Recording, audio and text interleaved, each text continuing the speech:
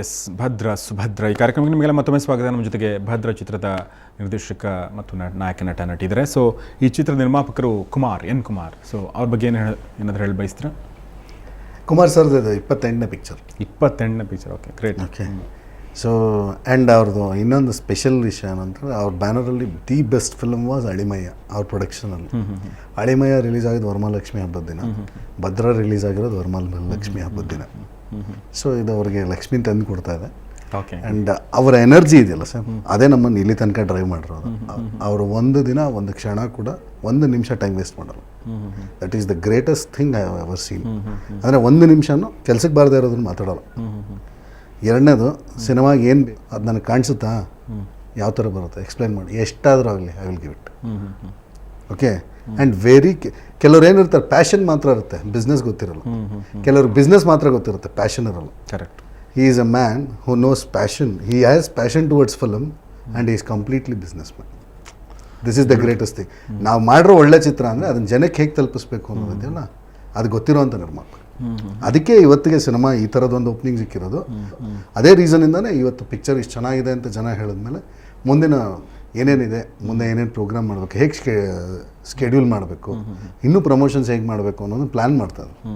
So ಒಂದು cinema ಜನರಿಗೆ ತಲುಪಿದ ಮೇಲೆ ಅದು ಇನ್ನೂ ಹೆಚ್ಚಿನ ಮಟ್ಟಕ್ಕೆ ತಲುಪಿಸೋದನ್ನು ಅದರಲ್ಲಿ best produce. Very true. So ತುಂಬ ಒಳ್ಳೆ ಮಾತು ಹೇಳಿದರೆ. ಇಟ್ ವಾಸ್ ಆಮೇಲೆ ತುಂಬ ಮೀನಿಂಗ್ಫುಲ್ ಮಾತು ಅಂತ ಅನ್ಕೋತೀನಿ.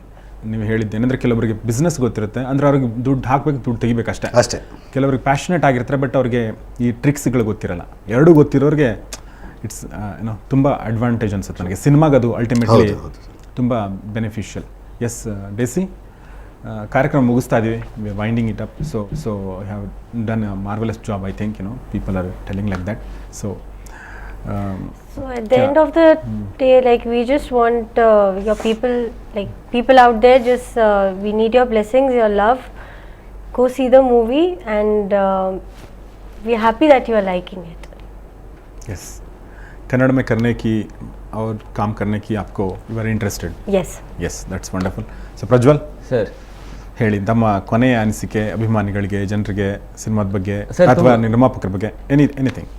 ಓವರ್ ಆಲ್ ಒಂದು ಒಳ್ಳೆ ಟೀಮ್ ಸಿಕ್ತು ನನಗೆ ಸಿನಿಮಾಗೆ, ಆ್ಯಂಡ್ ಒಂದು ಒಳ್ಳೆ ಸಿನಿಮಾ ಮಾಡೋ ಪ್ರಯತ್ನ ಮಾಡಿದ್ವಿ. ಆ್ಯಂಡ್ ನಾವು ಸಾಕಷ್ಟು ಕಡೆ ನಾನು ಮಹೇಶ್ ಮಾತಾಡ್ಬೇಕಾದ್ರೆ ಹೇಳಿದ್ವಿ, ನಮ್ಗೆ 100% ಕಾನ್ಫಿಡೆನ್ಸ್ ಇದೆ ಈ ಸಿನಿಮಾ ಜನಕ್ಕೆ ಇಷ್ಟ ಆಗುತ್ತೆ ಅಂತ. ಆ್ಯಂಡ್ ರಿಲೀಸಿಗೆ ಬಂದಾಗ ಎಲ್ಲೋ ಒಂದು ಕಡೆ ಅಕಸ್ಮಾತ್ ಇಷ್ಟ ಆಗದಿದ್ರೆ ನಮ್ಮ ನಾಳೆ ಕ್ವೆಶ್ಚನ್ ಮಾಡ್ತಾರಲ್ಲ ಅನ್ನಿಸ್ತಿತ್ತು. ಬಟ್ ಎಲ್ರಿಗೂ ಸಿನಿಮಾ, ನಮಗಿದ್ದಿದ್ದು ಕಾನ್ಫಿಡೆನ್ಸ್ ಸೇವ್ ಆಯಿತು, ಆ್ಯಂಡ್ ಎಲ್ರಿಗೂ ಸಿನಿಮಾ ತುಂಬ ಇಷ್ಟ ಆಗಿದೆ. And this is been one of my biggest releases ಅಂತ ಹೇಳ್ಬೋದು. ನಂಬರ್ ಆಫ್ ಥಿಯೇಟರ್ಸ್ ಆಗಿರ್ಬೋದು, ಇಲ್ಲ the way the response is some extremely happy. ಒಬ್ಬ ನಟನಿಗೆ ಇದಕ್ಕಿಂತ ಹೆಚ್ಚಾಗಿ ಬೇರೆ ಏನು ಬೇಕಾಗಿಲ್ಲ. Very happy. Very true.